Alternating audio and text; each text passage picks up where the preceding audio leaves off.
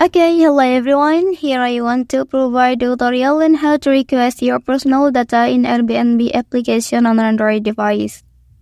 Well, some of you may want to review your personal information that Airbnb has collected and stored about you to ensure that it's accurate and up to date.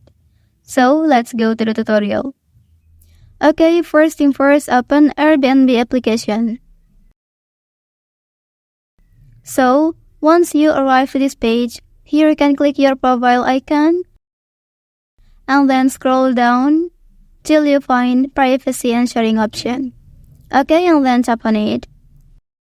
After that, here you can select the first one. And then you can answer a few questions before requesting the copy of your personal data in the Airbnb application. Start from your country.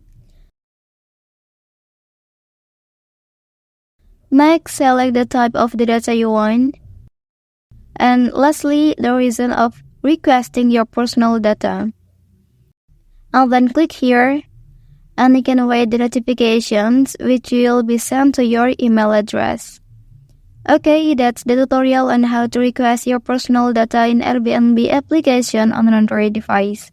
If you are helped by this video, don't forget to like and subscribe to get other information from this channel. Thank you.